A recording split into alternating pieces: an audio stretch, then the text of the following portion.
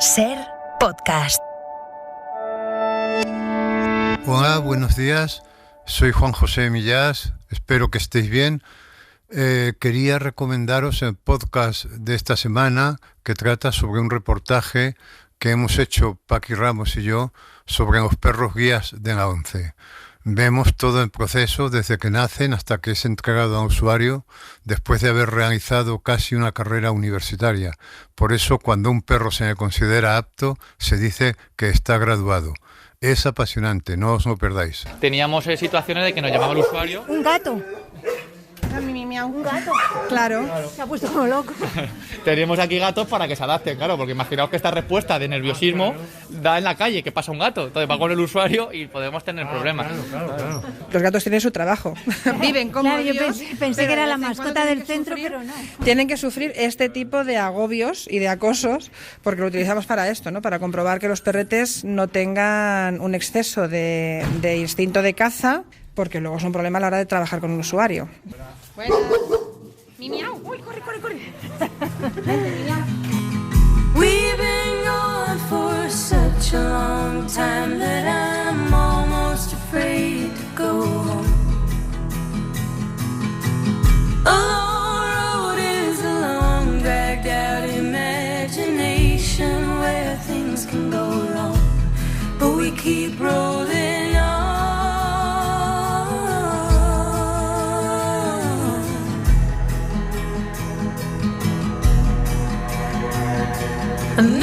Juanjo Millás, buenos días. Buenos días, Javier. ¿Qué tal? Muy bien. ¿Es posible que estés más delgado de la semana pasada esta? Ya se me nota. ¿Se te nota? Pues lo hemos comentado Paqui ya ahora mismo. Seguro que os habéis confabulado. No. Me ha dicho antes. No, pues ¿a ti no sí. te parece que? Y yo he dicho, pues yo creo que sí. Pues sí, he adelgazado porque mira, estaba en un momento de mi vida en el que necesitaba hacer algo, o convertirme al cristianismo, o hacer yoga, o entrar en una secta, y de repente decidí que iba a adelgazar. Eso evitó que te afiliaras a Vox. Y eso fingió que a lo mejor que me lo viste. Y entonces me he puesto en manos de una nutricionista, que por cierto está en Barcelona, y me entiendo con ella por Skype. Fíjate tú esto, qué raro, ¿no? O sea, sesiones, digamos, con el médico, pero por Skype, muy agradable. Y entonces he empezado a hacer una cosa que no es un régimen clásico, porque los regímenes clásicos sabes tú que no sirven más que para martirizarse, porque yo lo que buscaba era un cambio de vida, es decir, un cambio de hábitos alimenticios, porque yo sé que no me alimentaba bien, que entre mi boca y mi estómago había un desacuerdo permanente, porque lo que me gustaba a mi boca no me gustaba a mi estómago, y yo estaba ahí mediando siempre, ¿no? Siempre ganaba la boca, ¿no? Y siempre ganaba la boca. Y entonces pensé que además, como últimamente he leído tanto sobre las cuestiones de la macrobiota y la importancia de la digestión y todo esto, pues dije, bueno, pues de momento voy a empezar por aquí y luego ya veré si me convierto a algo, ¿no? Y he empezado por aquí con muy buenos resultados, porque, por ejemplo, yo me levantaba de la mesa un poco abotargado, pesado, a la tarde me costaba escribir, ¿no? Y es porque no lo hacía bien, ¿no? Porque no comía. Y bueno, pues llevó una semana nada más, pero fíjate ya... Es un pincel ya. Un pincel, ¿no? pero el cambio ha sido meter una dieta en tu vida, básicamente. Sí, pero es una dieta que más que una dieta entendida en el sentido de que no puedes comer determinadas cosas, es un cambio de hábitos. O sea, yo tenía unos hábitos que no eran buenos, que me gustaban a mi boca, pero que no me gustaban a mi cuerpo, ¿no? Y entonces, por ejemplo, te voy a decir esto que dice mucha gente de las dietas buenas, que no paso hambre. No solamente no paso hambre, sino que disfruto más de la comida, porque al estar ciertas cosas tasadas, de repente he descubierto el pescado al vapor, que se hace en 2 minutos en el microondas. En fin, estoy descubriendo mundos que para mí eran desconocidos, ¿no?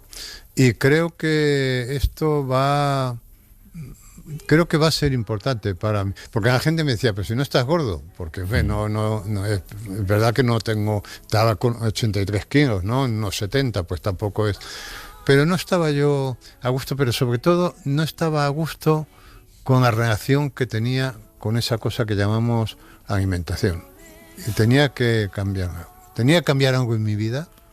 Y creo que he acertado, creo que era eso. Sí, no, afiliarte a otro partido. Esto seguramente que es culpa de Arzuaga también, ¿no? Bueno, Arzuaga ha entrado en mi vida como un relámpago, como un cuchillo. Y claro, y ha cambiado muchas cosas porque ha producido cambios en mi percepción de la realidad. Muchísimos cambios. Y como todavía nos vemos mucho, estamos muy en contacto porque estamos haciendo otro libro y promocionando todavía el anterior y tal, pues claro, sin duda, no te quepa la menor duda. Y él, claro, date cuenta que él tiene 8 años menos que yo, pero su aspecto es de un adolescente, siempre está dispuesto a todo, a hacer una caminata por la sierra, a hacer no sé qué, tal. Y entonces esto también, es que hay un momento, Javier, en que uno tiene que decidir el viejo que quiere ser.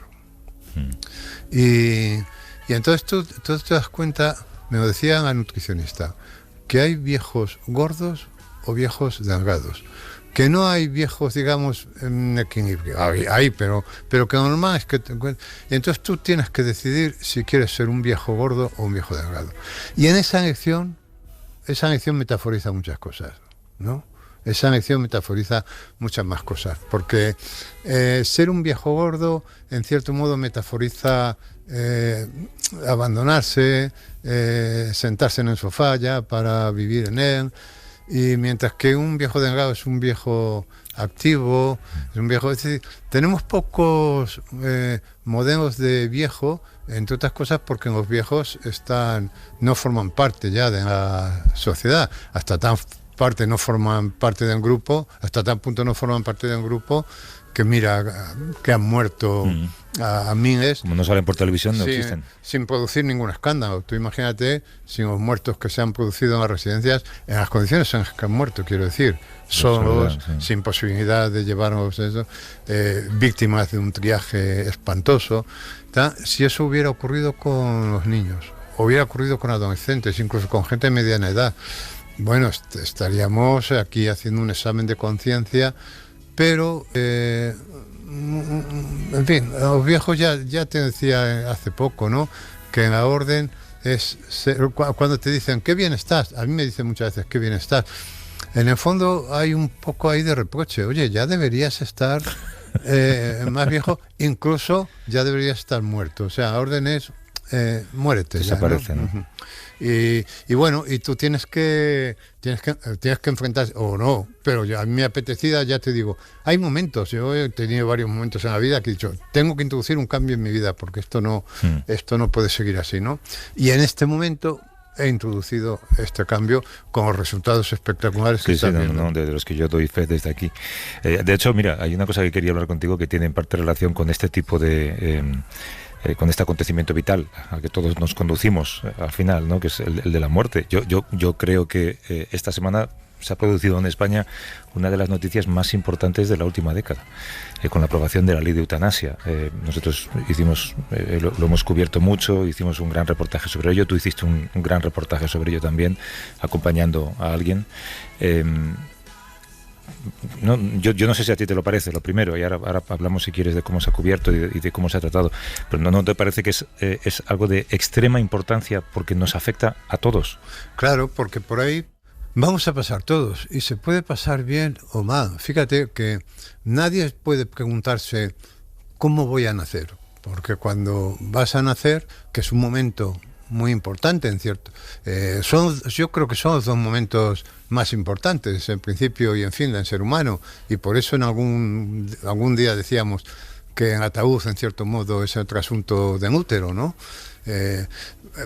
Porque vuelves a la tierra, en fin. Y dentro de una caja, del mismo modo que te has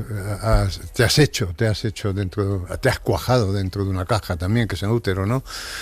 Pero cuando estás en el útero, no te puedes preguntar ¿cómo naceré? No te lo puedes preguntar, pero sí mucha gente se pregunta, ¿cómo moriré? ¿No? Esta pregunta sí nos la hacemos, y igual de cómo seré viejo, cómo moriré. Y entonces, como hemos visto tantos modelos de muertes desastrosas, porque se han logrado alargar la vida, pero no se han logrado alargar las buenas condiciones de vida. Y entonces vemos pues en residencias y en hospitales, ¿tá?, gente a la que se le alarga la vida de un modo artificial, sin darles cuidados paliativos siquiera, en base a unas ideas, en fin, religiosas, que son, desde mi punto de vista, disparatadas, porque no hacen más que aumentar el sufrimiento de la gente. Y hemos visto muertes terroríficas de gente que ha decidido darnos a la luz para hacernos en favor de que este debate se pusiera en marcha, ¿no? Desde San Pedro, que tuvo una muerte espantosa porque se tomó una dosis que no era convenida, ahí en sus últimos momentos, un gesto de profundo dolor, si recuerdas, ¿no? Porque además creo que fue con cianuro, en fin, no tuvo quizá la ayuda que debería, hasta las más recientes, en fin. Y entonces, y además esto era una demanda que estaba en el 80% de la población. Las encuestas decían que el 80% de la población quería decir, oiga, yo llegado a un momento quiero decidir porque yo quiero morir con dignidad. Y para mí la dignidad es morir sin dolor, es morir pudiéndome despedir tranquilamente de los míos, es morir sin dar un espectáculo, en fin, y esto es que es tan racional y tan... mira, te contaba el domingo pasado que había estado con Arzuaga en el hospital veterinario de la Facultad de Veterinaria de Madrid, y allí reciben muchos mascotas, que llega un momento en que les dicen al dueño o a la dueña, esto, mire usted, su perro o su gato va a sufrir mucho, ¿no? Es preferible, decidan usted, pero es preferible sacrificarlo, ¿no? Y porque tienen artritis, porque tienen pruebas pulmonares, porque ya su vida no tiene sentido, ¿no? O sea, yo cuando yo no pueda hacer las cosas que dan sentido a mi vida habrá perdido, ya no tendrá sentido, ¿no? Y entonces tenían una sanita especial, allí tienen una sanita especial que la oscurecen para sacrificar a estos animales, que para, en fin, practicar con ellos la eutanasia, ¿no? Les dan un hipnótico, algo que los duerme, y luego dentro del sueño ya pues se les pone una inyección que les para el corazón y se mueren sin sufrimiento alguno. Bajan la luz para que estén en una atmósfera, digamos, de tranquilidad, sin excitaciones, ¿no? Me dijeron que incluso en América les ponen música, dice que aquí no, pero te quiero decir que parece mentira que seamos tan piadosos como los animales, ¿no? Es decir, que nadie cuestione la eutanasia en los animales, sino que además se perciba como un adelanto, porque ¿qué sentido tiene tener a un perro o a un gato que está pasando mal continuamente, ¿no? Cuando se le puede dar, ya ha finalizado su vida, ha finalizado su ciclo vital, en fin, ha hecho todo lo que tenía que hacer, pues darle una muerte digna, una muerte dulce, ¿no? Y esto, los políticos siempre van por detrás de las necesidades de la gente. Esto es increíble. Sería muy raro que fuéramos capaces de citar 2 o 3 casos de decir, mira, aquí se adelantó la política a las necesidades de los contribuyentes. No, yo no recuerdo, o sea, mi impresión desde que soy niño es que la política va siempre por detrás y a veces muy por detrás. Yo tenía la sensación también, no sé si la compartes, sobre todo en televisión, por supuesto, de que pasa ya con la política, igual que pasa en la información deportiva, con otros deportes, ¿no? Cuando hablamos de información deportiva, en realidad estamos hablando de fútbol. Entonces tú estás viendo un programa de deportes o ves un programa de deportes y hay una noticia de tenis y desvían un poco el foco para contártelo, pero rápidamente devuelven la atención al fútbol, que es lo que importa, ¿no? Y con la eutanasia he tenido una sensación extraña, porque es lo que te digo, yo creo que para mí es lo más importante que ha pasado en este país en mucho tiempo. Sí. El foco de la atención se desvió un momento para contarlo, pero inmediatamente se devuelve a lo que parece que realmente interesa, que es el circo político, ¿no? Y yo no sé cómo salir de esa realidad, ¿no? En la que la información se ha convertido en una cámara puesta sobre cualquier cosa que diga cualquier político. Sí, a mí me produce mucho desasosiego la idea de cómo defenderme de esta campaña en la que ya estamos inmersos.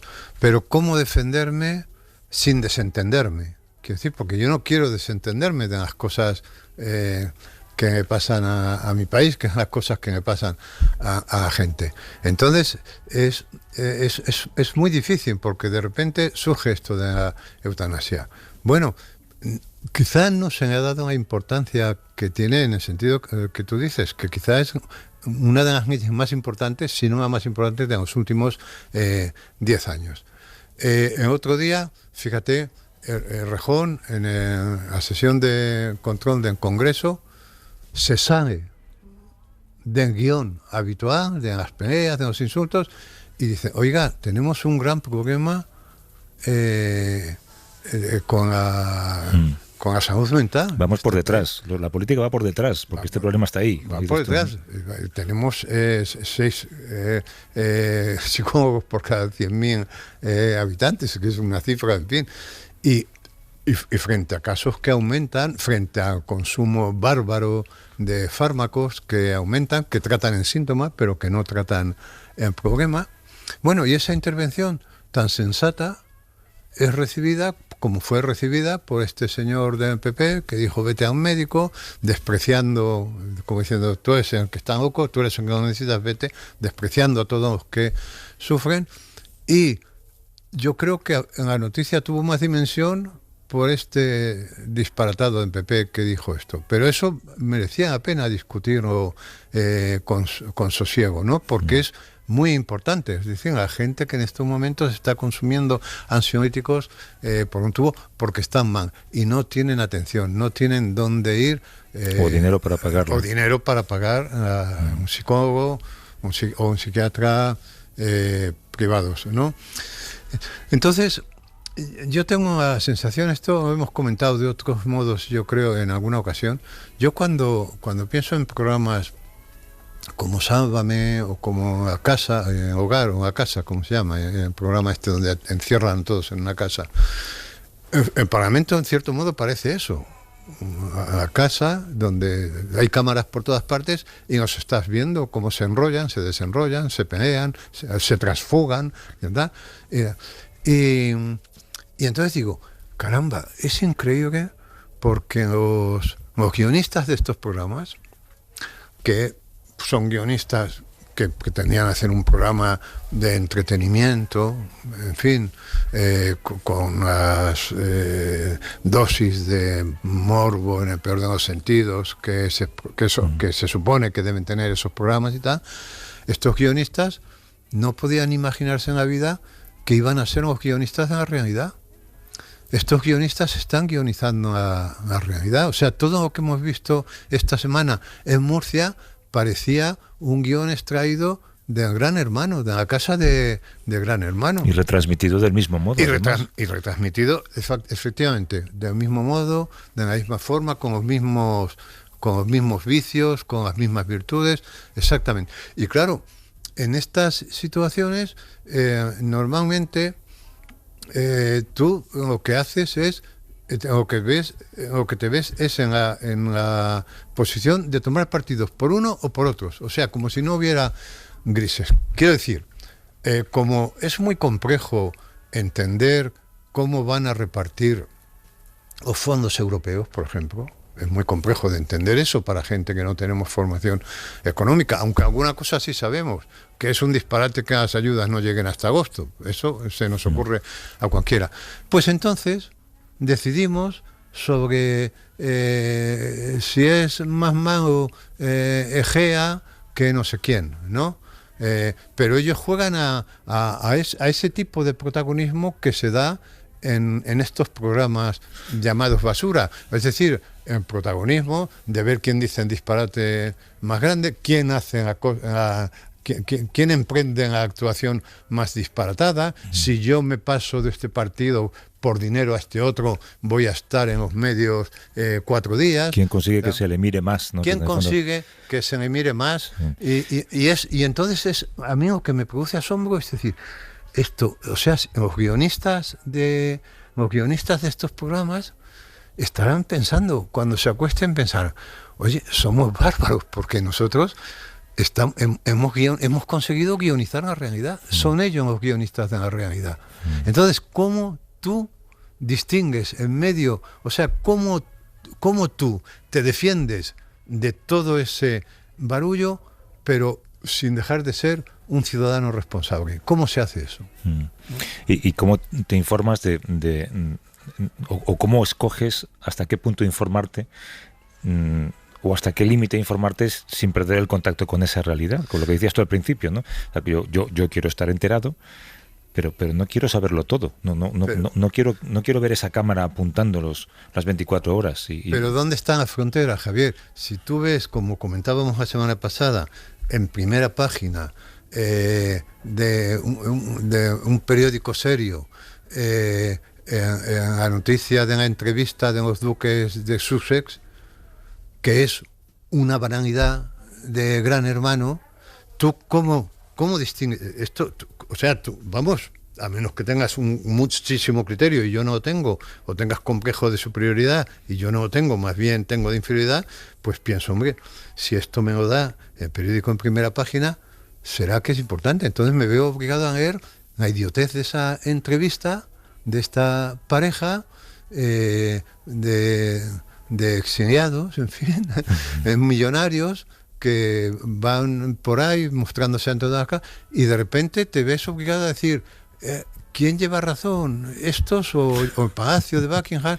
Me quedo con la reina. ¿En qué equipo estoy? Y hay un momento que te metes en la cama y dices, o sea, yo he gastado parte de mis energías hoy en decidir sobre esta idiotez que no me concierne en absoluto, porque no he sido capaz de distinguir la frontera entre la información interesante de la que no lo es, ¿no? Claro, y sin embargo seguramente se te ha pasado que hay una información ese mismo día o al día siguiente que tiene repercusión en el último día de tu vida. Claro, porque yo tengo que, exacto, o por ejemplo, yo, claro, veo esto de esta polémica que parece que se anuncia como importante sobre cómo solucionar el problema de vivienda. Sí, incentivando a los dueños de los pisos o bajando los alquileres.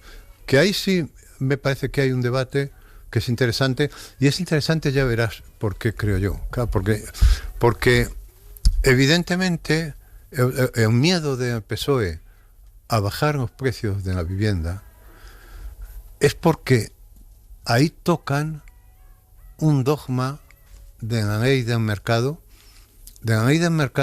actual, es decir, en la que estamos, porque la ley del mercado no es la de hace 20 años, ahora estamos inmersos en un capitalismo puro y duro, un transliberalismo brutal, de sálvese quien pueda, y tal. Y entonces, tocar el precio, intervenir el precio de un bien de consumo, de un bien de mercado, es como tocar en la religión en dogma de la Virgen María, de la virginidad de la Virgen María. Bueno, con la salvedad de que es un bien de mercado que también es un derecho constitucional. Claro, pero ahí está.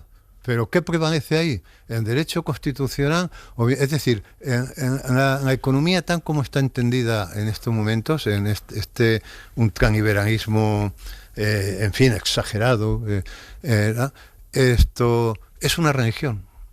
O sea, tiene exactamente los mismos comportamientos de una religión. Exactamente los mismos. No te prometen la vida eterna de momento, pero bueno, ya la riqueza es lo mismo, ¿no? Ya te la prometerán.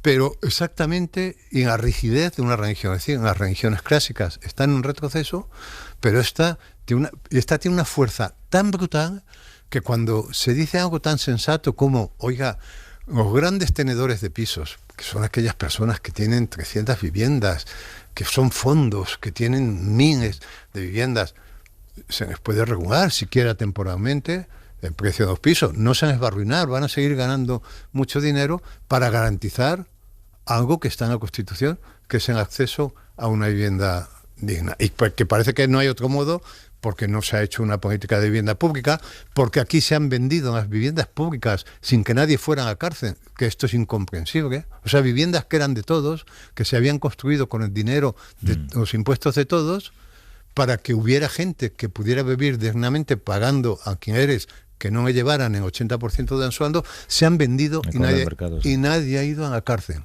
Bueno, pues esta religión que te digo que es tan rígida o más que la religión católica que nosotros hemos conocido en los años 50 o 60, en esta religión hay dogmas.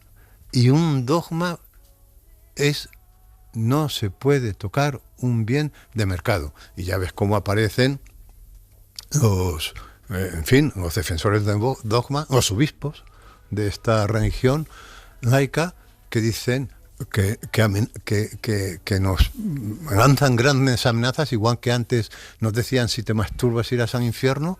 Aquí lanzan grandes amenazas diciendo: retiraremos los pisos del mercado, habrá más escasez, subirá más, porque funcionará la oferta y la demanda. Es decir, que este debate sí es muy interesante, porque estamos tocando un dogma, y ahí vamos a ver un dogma de una religión. Es así, quiero decir, no es una metáfora, un dogma de una religión. Entonces ahí vamos a ver si el PSOE tiene la fuerza y la voluntad. La voluntad la puede tener, la cuestión es si tiene la fuerza para oponerse a quienes mandan de verdad, que son los dueños de los pisos, si tiene la fuerza para decir: no, mire usted, este dogma, la Virgen María no era virgen. Vamos ¿no? a dudarlo, sí. Sí, pongamos en duda por lo menos, ¿no? Y este sí que es un debate interesantísimo, porque aquí incluso gente muy moderada, digamos, que está en el PSOE, pero que está en el PSOE, pero que podría estar en el ala, digamos, más izquierdosa, por entendernos, del PP, hay esa gente que en términos muy razonables te explican el problema de poner límites a precio de los pisos, ¿no? Sí, no nos olvidemos algo que dijimos hace unas cuantas semanas, ¿no? Que creo que 2 de cada 3 pisos que se han vendido en Madrid en el último año han sido comprados por este tipo de grandes propietarios y de fondos buitre, ¿no? Fondos buitres que están especulando con un bien esencial. Bueno, oye, hemos empezado hablando de perros. Esta semana os habéis ido a Boadilla del Monte, que es una localidad que está muy cerquita de Madrid. ¿A qué edad se jubila un perro guía? Nosotros tenemos un tope, y ese tope lo tenemos puesto en los 12 años. ¿Sobre cuántos de vida? ¿17 o así? No, normalmente los perros a los 14 años ya no. Ojalá llegaran muchos a esa edad, pero... No viven más de 14 Entonces están en activo hasta casi el final de su vida. Depende de cada cual. ¿Qué estás pensando? Estoy pensando en un perro guía que se quedara ciego y disimulara, para que no jubilaran. O que tenga que guiarle su dueño ciego, ¿no? No me Vamos mal. No me acuerdo cómo... Bueno, Juanjo, hemos entrado aquí en el... En un edificio que tiene forma de sol, porque tiene un cuerpo central, y de ese cuerpo central salen varios rayos, varios módulos. Sí. Y cada módulo está dedicado a una función, ¿no? Sí, hay varios bloques. Hola, Mónica. Hay varios bloques de perreras. Uno es el hospital, otro es el de partos, y luego hay varios de entrenamiento, donde están, bueno, y de cachorros. Hay otro que le llamamos residencias, que ahí vienen las perras reproductoras cuando están en celo. Mira, Juanjo, todas esas bolsas que hay con nombres: Yoko, Danki, Hueca, Carenza. Comida. Estas bolsas son de comida. Estamos delante de un puente, entonces muchos de los perros que tenemos en entrenamiento se marchan de vacaciones con sus familias educadoras primarias, ¿vale? Entonces, lo que hacemos es que les preparamos un kit con todo lo que van a necesitar, pues peto para poder entrar en los sitios públicos, su platito, su cepillo, algún juguete, esas cosas. Entonces, hoy nos pillas que tenemos un montón de salidas, va a haber aquí un trasiego de familias espectacular. Esos perros, cuando habla de las familias primarias, digamos, educadoras primarias, es porque cuando vienen aquí a entrenar ya, sí les damos opción de que se los vuelvan a llevar, pues eso, de vacaciones. Como cuando viene el niño al internado y se va de vacaciones a casa, pues esto es igual. Cuando están con las familias, luego cuando regresan para el entrenamiento, ¿notáis que han adquirido algún hábito diferente? Poco. La verdad es que poco. Las familias son muy responsables, están muy concienciadas de la finalidad del perro, ¿no? Tú tuviste perro, ¿no? ¿Cómo era tu relación con él? Sí, bueno, yo tuve un perro. En mi casa hubo un perro. Bueno, te impusieron un perro, Me creo, impusieron un perro. Pero bueno, ya sabes que yo tengo una teoría. Y es que en todas las casas, cuando entra un perro, siempre hay un miembro que sale, que no quiere. Bueno, que no. que entra uno, sale otro. No, siempre hay un miembro que no quiere, pero que al final se lo cuelgan, sí, ¿no? Sí. Y yo era un miembro que no quería. Bueno, el miembro que no quiere es el que luego saca a pasear al perro. Esto es norma. Esto es una norma. En mi caso, yo no saqué a pasear al perro porque era el perro el que me sacaba a pasear a mí. Ahí empecé yo a coger el placer a los paseos. Entonces, entre el perro y yo hubo una relación muy intensa. Vivió 17 años, era un perro excepcional. Y claro, se integró todos los perros forman parte de la familia y cuando se mueren se rompen la sintaxis familiar y hay que reconstruirla. Y yo hasta tal punto tuve una relación intensa con ese animal que después de muerto, durante 2 meses así, veía su fantasma. Yo a lo mejor estaba viendo la televisión en el sofá y veía pasar su fantasma, ¿no? O al salir a la calle me tenía que hacer así a un lado, no había una puerta porque me veía salir delante de mí, ¿no? O me levantaba por la noche, iba a ver si había apagado el gas o no, y por allí aparecía el fantasma del perro, que además aparecía en forma de fantasma, con transparencia, su medio transparente, ¿no? Hasta tal punto fue un animal muy importante en nuestras vidas, sí. Pero luego nunca quisiste tener otro. No, porque a mí los afectos No, y en esta ocasión dije, si un día llego a casa y hay un perro, en ese momento hago una maleta y me voy a un hotel. En ese momento, porque en el momento en que te pares una hora a ver a un perro, ya estás perdido, porque el perro te ha seducido. Claro. Porque los perros tienen una capacidad y además saben a qué miembro de la familia es al que tienen que seducir. Es que le va a sacar a pasear, ¿no? Okay. Sí, porque son... Bueno, hasta tal punto tiene esa capacidad de seducción que mucha gente dice que cuando va a comprar un perro o va a recogerlo de una perrera para adoptarlo o tal, mucha gente dice, no elegí yo al perro, fue el que me eligió a mí, porque me miró de un modo especial, porque me ladró de un modo especial. Ellos saben. Aquí hablamos de unos perros, de hecho, muy especiales. Este es el laboratorio de crianza. Sí, eso es. Hola, ¿qué tal? Buenos días. Simón Martín. Hola, encantado. Aquí tenéis al experto. Ya, pues ¿qué entendemos por servicio de cría? Nosotros lo que hacemos es, hay una serie de reproductores que se cruzan entre ellos, dependiendo de sus características genéticas y comportamentales, y obtienen pues unos series de cachorros. De todo ese grupo de cachorros que nacen al año, pues la mayor cantidad va para entrenamiento, para que vayan con los invidentes, y los más adecuados, los más perfectos, los seleccionamos para cría y los metemos, digamos, en una especie de control exhaustivo para ver cómo se reproducen y qué perros dan en el futuro. ¿Y cómo sabes que son los mejores? Pues mira, hacemos controles clínicos, es decir, pues radiografías de cadera, radiografías de codo, para comprobar que su estructura, digamos, ósea, por ejemplo, es perfecta y que no van a dar lugar a problemas de cojeras en sus hijos, ¿no?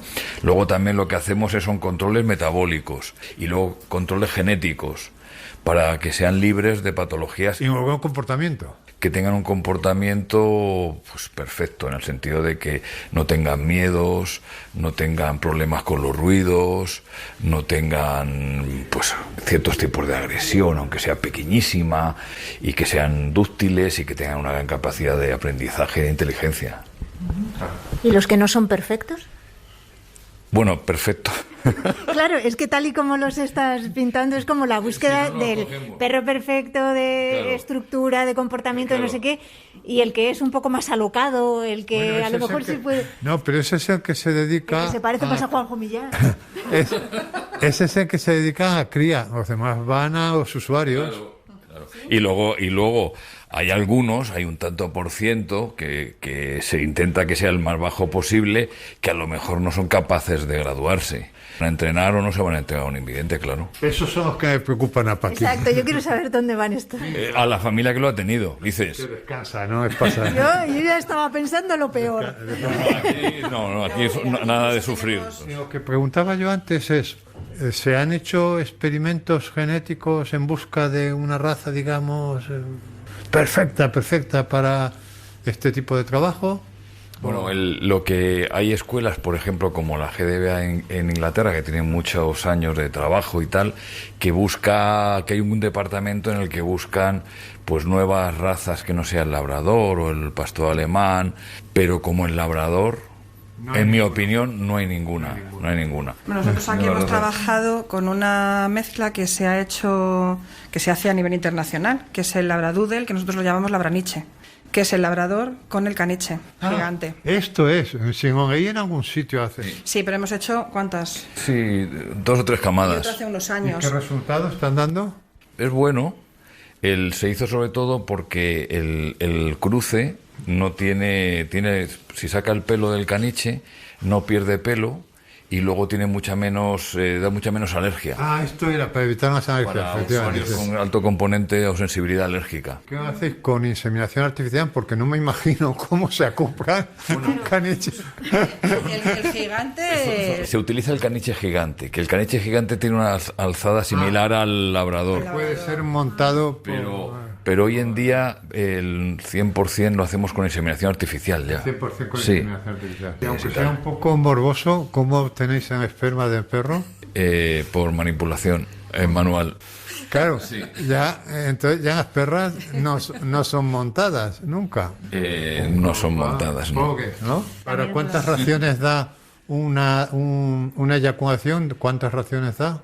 Si es para inseminación artificial, para congelarlo, obtenemos entre 10 y 15 pajuelas de 0,5 mililitros cada pajuela. Aproximadamente un macho reproductor de estas características. Más pajuela, nunca mejor dicho, por el modo en que lo obtenéis, ¿no? Sí, está muy relacionado, sí. Qué bueno. Oye, ¿seguimos? Pues Sí, vamos a seguir porque si no, esto es interesantísimo. Tenemos 3 horas. Nada, vosotros. Venga, adiós. Ya estamos. La de cosas que no sabía escuchando esto. Bueno, aquí no sabía nada. Han aparecido muchas cosas interesantes, Muchísimas. pero hay 2 que son increíbles. Una, que se te has dado cuenta que cuando el perro se le considera apto para entregar a un usuario, que sea graduado. Sí. Y es que realmente hacen una carrera universitaria. Sí. Es una carrera universitaria de 2 años, porque Carísima. Carísima. Es como una universidad privada, ¿eh? Es decir, cada perro, cuando se le entrega a un usuario, ha costado 40.000 euros. es como un hijo. En 2 años. Una universidad privada. Sí, carísimo. Y se les entrega a las 11, o se entrega gratis, ¿eh? Sí. Sí, es una de las grandes labores que hacen a 11. Y otro asunto muy interesante es, en la selección, iba a decir natural, no, en la selección natural se producen mutaciones adaptativas al medio y el que mejor es el que sobrevive, ¿no? Por eso se van. Y aquí esto lo hace el dueño de los perros, ¿no? El dueño de los perros decide quién se va a reproducir. Y se va a reproducir el que no va a tener reuma, el que mejor vista va a tener y el que mejor comportamiento. De nuevo, esta división que nos persigue desde los griegos, ¿no? La división cuerpo-alma. ¿Te das cuenta? Sí. O sea, porque el temperamento, porque yo sé dónde está la artritis, pero ¿dónde está el temperamento de un perro? Estamos hablando de psicología de los perros. Es impresionante. Porque es impresionante, ya verás, el grado de inteligencia que acaban desarrollando estos animales, ¿eh? Era una pregunta muy conveniente la que has hecho, ¿no? ¿Cómo funciona esto entre un labrador y un caniche? Sí. Claro, un elefante y una hormiga. Claro. ¿Esto cómo se hace, no? Claro. Vamos a seguir el recorrido. Vosotros sois los que acogéis desde que es un cachorrito y lo tenéis ¿durante cuánto tiempo? Pues aproximadamente un año, más o menos. ¿Este es el primero que tienes? Sí, es el primero. ¿Y el tuyo también es el primero? No, el mío es el cuarto. ¿Tú vas Sí, enlazando uno con otro? Bueno, yo tengo un momento de tranquilidad, de respiro, descanso y luego ya digo que nunca voy a tener, pero luego otra vez. La verdad es que vuelvo a repetir, porque la experiencia es preciosa. Lo que pasa es que tiene que dar muchísima pena, ¿no? Cuando llevas 2 años con él, luego traerle de vuelta, ¿no? Yo no pienso en mi pena, yo pienso en lo que aportas. ¿Qué es lo que podéis y no podéis hacer con él? ¿Vale? Ayudarle a que conozca el mundo, a que se relacione. Yo a fin me lo he llevado al cine, a la bolera, restaurantes, todas partes. O sea, os socializáis a tope vosotras. Sí, sí, claro. Todo.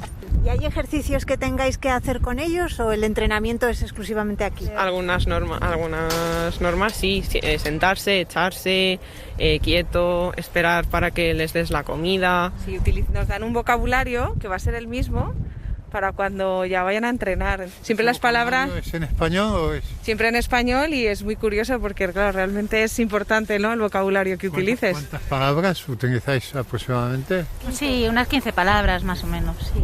Que son básicamente sienta... Sienta, échate, ven aquí, quieto, deja, junto, azad, súper importante. ¿Cuál? Azad. Sí, pues es un poco para controlar cuando las evacuaciones del perro. En vez de decirle caga. Es más elegante decir azad. Sí. Es fresquito, ¿eh? Bueno, pues aquí tenemos a Alfredo, un usuario veterano con su perro Wessal. ¿Pero este es tu primer perro o ya habías tenido antes? ¿Te costó mucho adaptarte a tener perro guía? Sí, porque yo no había tenido nunca perro. El Fargo roncaba encima. Entonces yo me acuerdo que la primera noche se lo dije a Víctor, que era el instructor, digo, oye, vamos a ponerle en el otro lado, porque es que con su ronquido no me deja dormir.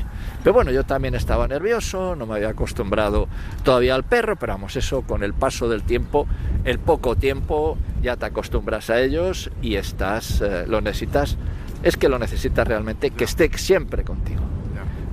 Claro, él en cuanto sale a la calle tiene que estar pendiente de 1000 cosas. Sí, efectivamente. Y lo está. O sea, vamos a ver, yo al principio siempre me acordaré cuando hice el primer curso con el primer perro aquí. Yo en aquella época tenía un pequeño resto visual, muy poco. Entonces a veces pues trataba de corregir al perro porque yo pensaba que no lo estaba haciendo bien. Y lo estaba haciendo bien. Y lo estaba haciendo bien y me dijo el instructor, si el perro te va por aquí, tú síguele. Porque para una vez que el perro se equivoque, tú te equivocas 999. No. Y es verdad. Si os fijáis, aquí tenemos una pista de obstáculos en la que hay unos conos de estos de obras y andamios y demás. Entonces el perro, si tuviera que ir de un sitio a otro, elegiría el camino más corto. Pero cuando ya va él trabajando, tiene que calcular. Es la responsabilidad que le pedimos, que no es poca. ¿Vosotros os atreveríais a ir guiados por un perro? ¿Te atreves? No lo sé. Ah, sí. ¿Te atreves ahora? Sí. Yo te dejo un antifaz y ahora simplemente tienes que confiar. Mira, ya ha llegado tu perro. Este es mi Tu perro. Pues vamos. ¿Cómo se llama? Se llama Urma. ¿Y entonces qué hace? ¿Comenzamos ya a andar? ¿Le doy una orden o no? Sí, tú tienes que ser expresivo y comunicarte con ella, ¿sabes? Primero captamos su atención con el nombre y decimos Urma y le dices avanza, ¿vale? Incluso un poco hay que gesticular. Bueno, pues vamos allá. Urma, avanza. Vámonos, bonita. Y tú te dejas llevar, ¿vale? Venga, seguimos. Uy, Dios mío. Sin miedo, venga.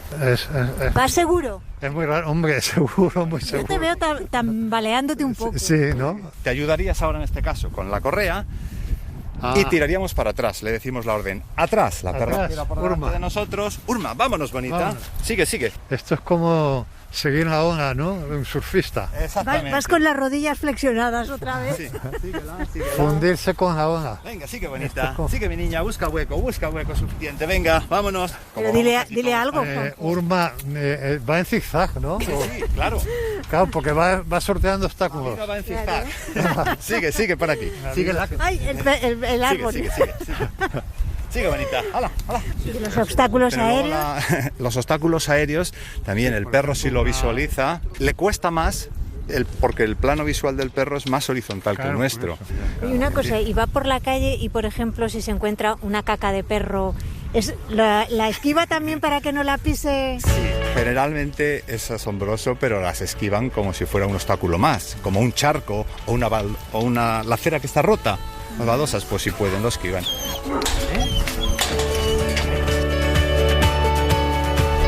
No sabías muy bien cómo dirigirte a Urma, ¿no? No, por cierto que esta pregunta de Paqui de si come la caca, vimos en el hospital un perro coprófago. O estaban tratando de vicio, ¿no? No porque, o sea, tú estás ciego y te tienes que... y de repente te dan un perro y te tienes que... Claro, no te fías porque te va dando... Entonces, entre el perro, es muy curioso, pero claro, una vez que el perro está graduado, llaman al ciego y el ciego se pasa ahí en Boadilla, tienen una especie de residencia, 15 días creo que son, adaptándose a perro, o sea, se hacen hasta que forman, es muy curioso, una unidad.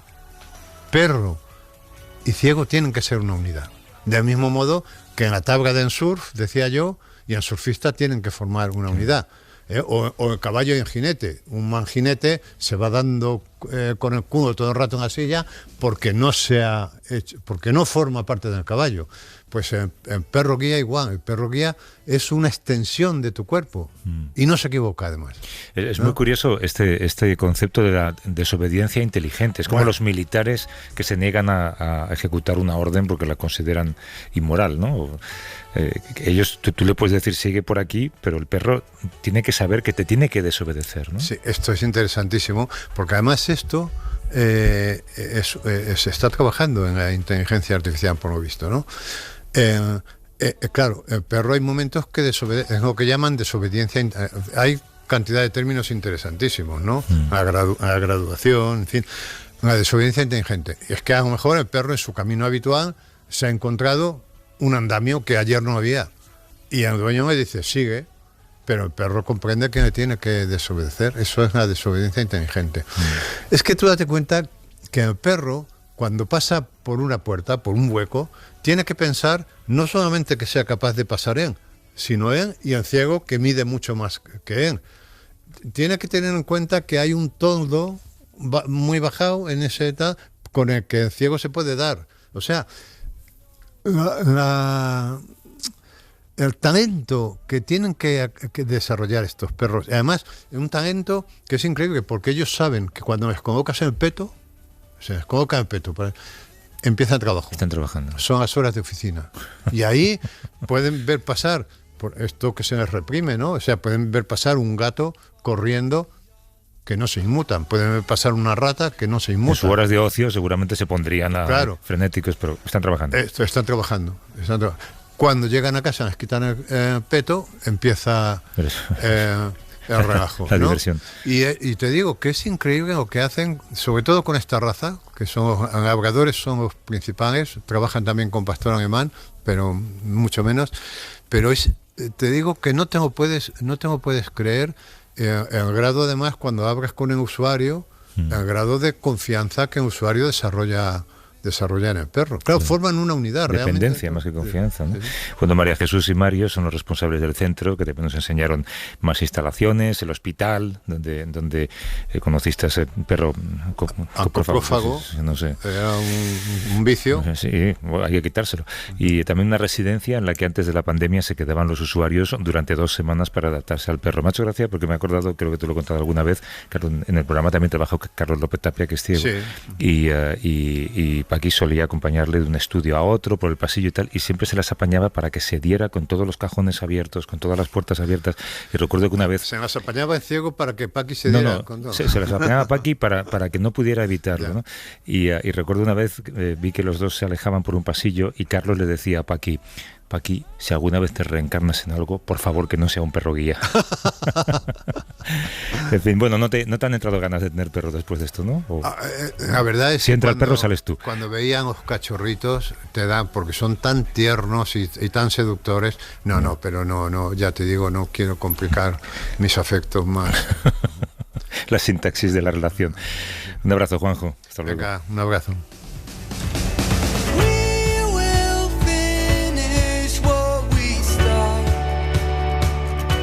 Oye, ¿le llevamos un perro a Javier o qué? Yo creo este le va a gustar.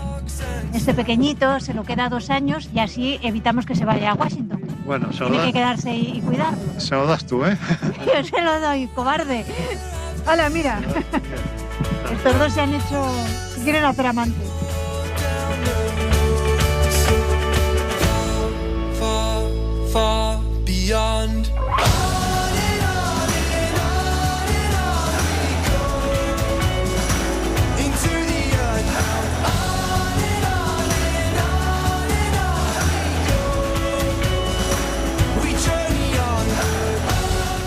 Suscríbete a Las Edades de Millás.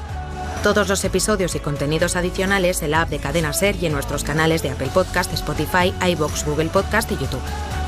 Escúchanos en directo en la SER los domingos a las 9 de la mañana.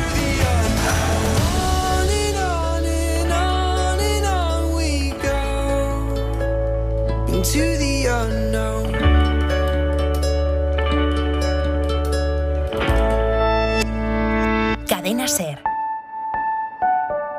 La radio.